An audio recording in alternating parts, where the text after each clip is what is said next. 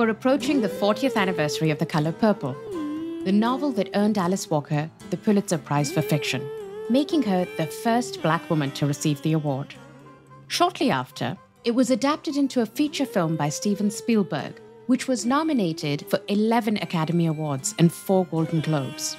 The success of the book and then the film arguably made Alice Walker a household name.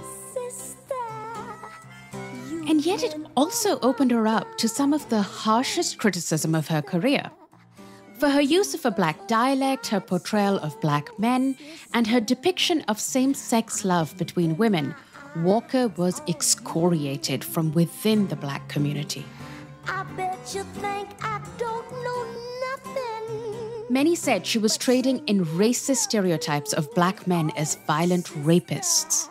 Ishmael Reed, an African-American and another giant in the literary world, was incensed, almost personally offended, by Walker's rendering of Black men in the novel. You look at The Color Purple, you would think that incest and the only people committing incest and committing rape are Black men. This is not true. Alice Walker said Black men are evil. She said they're more evil than white men because white men are aware of their evil.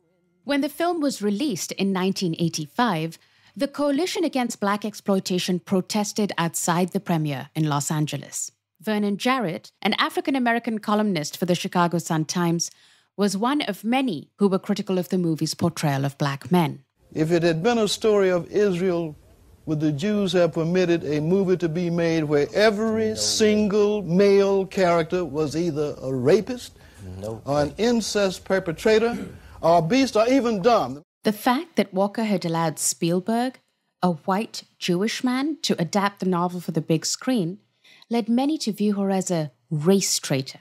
Here, speaking at the time, is Louis Farrakhan, leader of the Nation of Islam.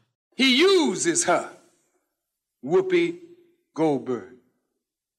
She plays her part so well. I'm telling you, she may win an Oscar for that role, but not just because of her acting ability, but she wins an Oscar in the eyes of white folk because she aids in proving the point that the Black man is a dog. And as long as the Black man remains a dog, you cannot rise, therefore he cannot fall. The Color Purple. All right. Joining us now to discuss censorship, cancellation, and the relationship between society and the artist is the author of The Color Purple, Alice Walker. Ms. Walker, thank you so much for your time. Absolutely. The Color Purple and the response that you received to both the book and then the movie and the musical, in many ways presaged for us the current moment that we're in and the kind of politics around cultural representation, around art and the role of art, and also around who gets to speak and who gets to tell the story. Who does it belong to? And I cannot think of a better person to reflect on our moment today when everyone is being cancelled left, right, and center because there is this objection to how they're presenting things. I can't think of a better person than you to reflect on our moment in light of the experience that you had when The Color Purple came out. Well, you know, it's not a pleasant feeling to be attacked for expressing the truth of your life, basically. Now, this is how I, at the time, wanted to share what I understood of reality. And it was actually surprising and in some ways shocking that people were so afraid of it. And I understood that that was part of it, that they were really afraid. They were afraid of their own feelings, where women loving women are concerned. They were really afraid when I said the God of the Bible was not the one that was interesting to me. So I just, basically bore it and lived my life outside of a lot of the controversy, which went on for years. Can I ask you a little bit about some of the responses that you've received to your work and what were you not anticipating and that you were shocked to see? I was surprised that people didn't understand the compassion I feel for Black men. It was so interesting. But then I realized that they didn't read the books. And that helped. I said, oh, they didn't read them. And I think that's true. And it's unfortunate.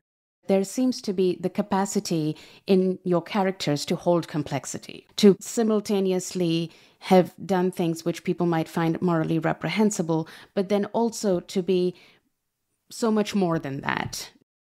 I see them as very human, and I don't see them as different from any of the other men on the planet. I mean, the men who do bad things in my novels are the same men who do bad things in China. That's why when my book was published, I went to China and it was a bestseller already. It was an underground bestseller. And I said to the people who invited me, well, why, how did this happen? Of course, they hadn't told me they were selling it. They said, well, it's a very Chinese story. And that has been true on every continent. It's been true everywhere we've sold this book. And that's why it's just so long lasting. It's just people and how they behave given the structures that they've had to live under. Ms. Walker, I'm originally from Pakistan, and I first encountered your book while I was still there. And indeed, it has this way of speaking across boundaries, across barriers of race, because it's telling a story that is around us all, and we see it. But there is a way in which I find that today's atmosphere, especially around judging who gets to speak and who gets to represent, is very focused, especially in the US, on race, almost exclusively on race, to the detriment of class, gender, and other ways in which oppression may be, through which it may be refracted. I think that's deliberate. We have always been used as a scapegoat.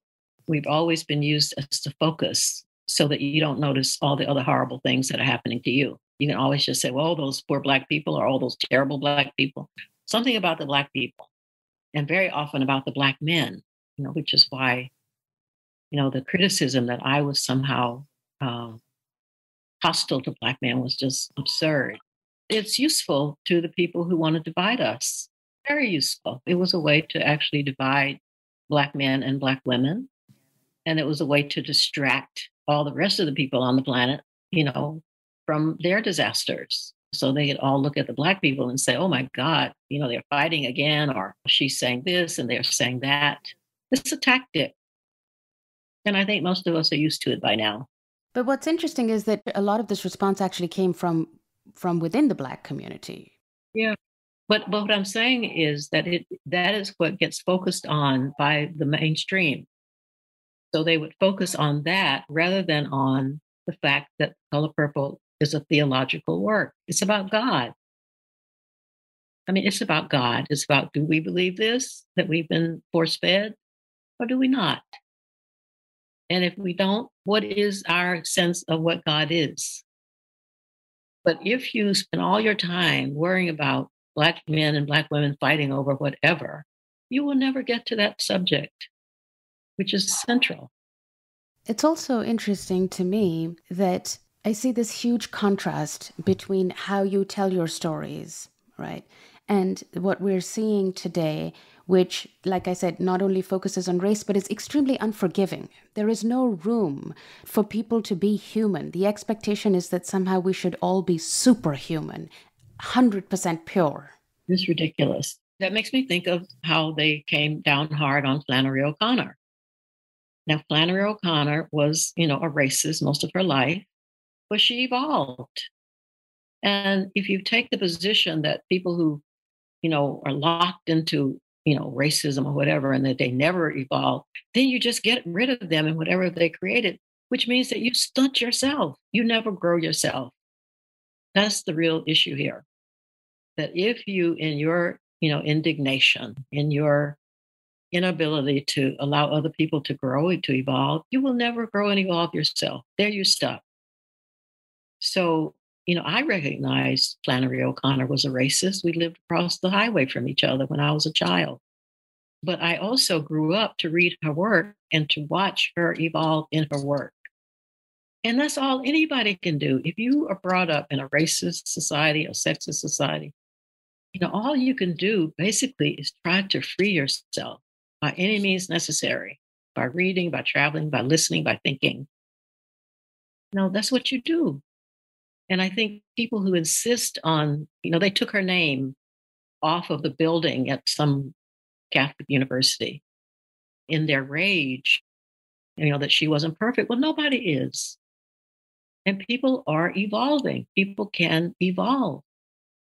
And if you don't give them that opportunity, all you're setting yourself up for is that nobody will give you the opportunity in the future.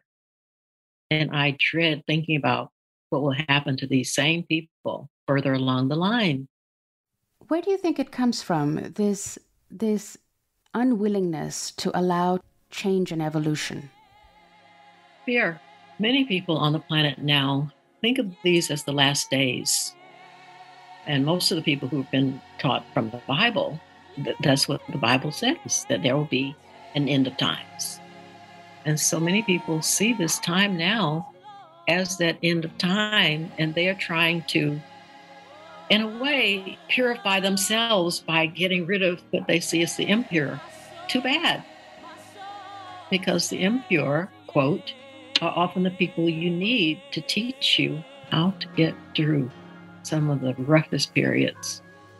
And this is a rough one. Earlier this year, Ms. Walker was invited to deliver a commencement address to the graduating class of Hudson Valley Community College in New York.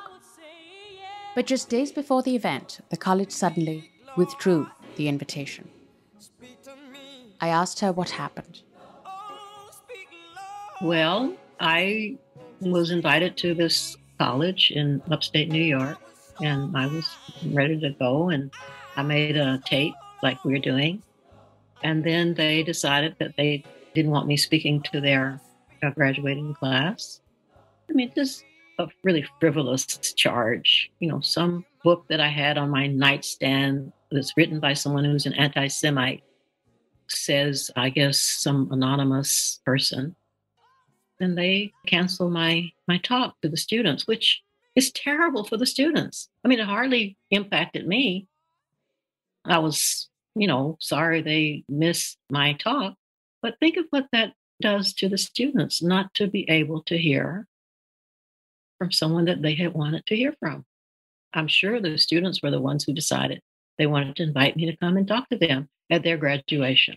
Did they expressly say that it was this anonymous person who objected to the book? Yeah, who objected to a book that I had mentioned in the New York Times over a year ago. I mean, there was a flap then, too, because I was accused of being anti-Semitic myself, which is such an old trope, I mean, it's just ridiculous. And I don't really spend a whole lot of time agonizing over any of this, because people do have a right to their perceptions, but they twist things so that the world that we would like to have, where people are feeling free and equal, and that's not likely to happen with all of the, canceling, all the cancellations. I just posted on my blog this morning, one of the most canceled people on the earth, Norman Finkelstein. And, he's been called everything, as we say down south, but a child of God. And I think he's brilliant. What can we do about all of these things? We can continue to forward the thought and the action and the outrageousness and wonderfulness that we see, like you're doing. I mean, this is what you do. This is how you move forward in the world, what it is you would like to see. More honesty, clarity, vision, not so much fragility and fear and backwardness, which is how I see a lot of this. It's just backward. You can't really expect people or want people or hope for people not to know a reality that shaped them. And where do you see things going if we keep going down this route? Life has its own meaning, its own reason, and its own reality. And so this will play for a while, but it will not stand. I mean, even if it takes us all the way to Nazi Germany or some of the other horrible places that come to mind, we may well go through them, but there's something in the human spirit that just wants to know what happened. That's human. And we will always have that unless we're drugged into oblivion, which we might be. But, until then, we will want to know. And that's one of the great things about being human beings, our curiosity. What can we do at this moment to nurture that curiosity in the face of this onslaught of cancellation? I love what you're saying about curiosity. and how that is so deeply hardwired into us. Yeah, I mean, it's my guiding light. I mean, I'm curious. I want to know. And if my effort to know offends you, then just go somewhere else. Because, I do have this right. It's innate. It's a human right to be curious. And I exercise that right as much as I can. And I love it. And I don't intend to forsake it. But I also sense hope in how you've presented it. You're convinced that this cannot last that long, that there is a way in which human curiosity will override these attempts to silence and to shut people down. Human intelligence and curiosity. People really want to know. My books have been banned. They have been critiqued. A few of them have been burned. But I just trust that because I'm a human being, that other human beings are more or less like me. And they want to know. It's just a natural thing that we have. And so I never see this kind of activity as conclusive. Look at Germany, for instance. When you go to Germany now, people are still pretty much the way, people are. They're reading, they're writing, they're going to school, they're riding bikes, they're living. In my opinion, it's possible that we need to go through this period to study it. I love study. And I think it would be really wonderful if more of us would just look at this as something to, if we have to, endure, something we will probably have to struggle to survive, but it's a lesson. And we can get somewhere from there. I love this angle that you're presenting, which is if we see this as a moment that is passing, much like those that have happened before, we can study it. And this is not that special. We as humans like to think we are in the most exceptional moment in history, which is so not the case. I thought about this a long time about what it actually means to be canceled. What is the ultimate goal of cancellation? It's interesting. And it'll help you understand economics in this world and in this country much better. Why people are poor and why people, cancel people. A lot of it has to do with money, which is an angle that people often don't think about. I mean, they just think about something you said that people didn't like, something you wrote that they didn't want their children to see, blah, blah, blah. But actually, it has a financial meaning, and that is something to be studied. Could you say a little more about the financial meaning? Well, cancellation, one of the underlying, or maybe the overlying, I mean, it's very prominent actually, is that they hope to impoverish you. If they impoverish you, you are automatically canceled in your own agency. Because what can you do? You have no money in a country where everything is money. And the example I give is of Billie Holiday, this recent movie, where you can see what I'm talking about just really, really clearly.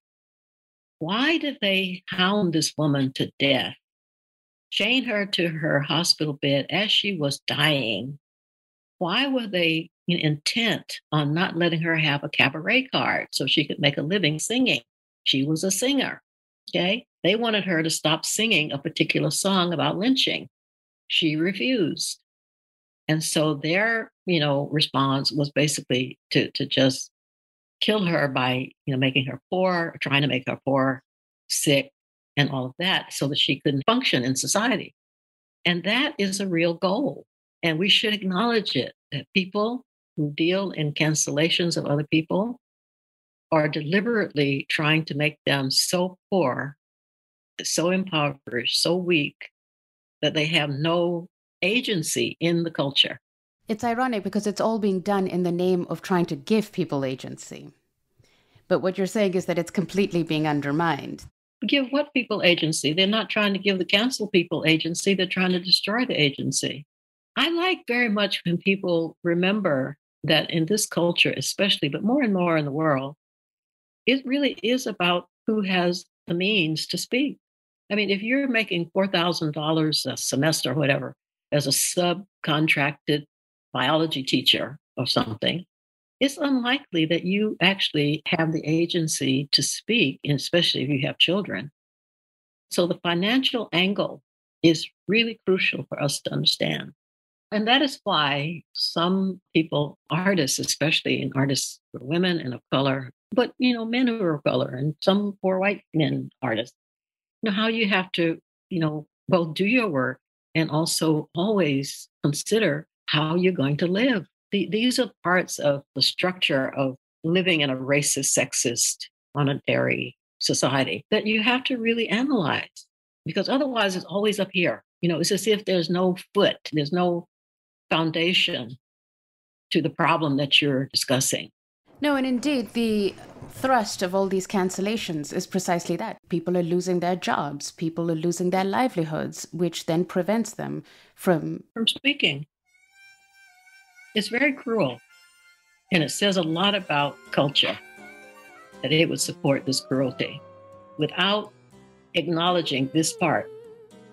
You notice they will never really acknowledge that this is what they're doing. Alice Walker, thank you so much. I appreciate how much time you've given. And before I go, may I just ask you one final thing, which is, what do you see as the role of art in society? A mirror. I've written somewhere that art is the only mirror in which we can see our collective face. That's why we need it. I'm keeping my eyes on you. I'd like to conclude today's episode by invoking the words of another great American writer, James Baldwin, on the role of the artist. An artist is a sort of emotional or spiritual historian. His role is to make you realize the doom and glory of knowing who you are and what you are. He has to tell, because nobody else in the world can tell what it is like to be alive. All I've ever wanted to do is tell that. I'm not trying to solve anybody's problems, not even my own. I'm just trying to outline what the problems are. I want to be stretched, shook up, to overreach myself, and to make you feel that way too.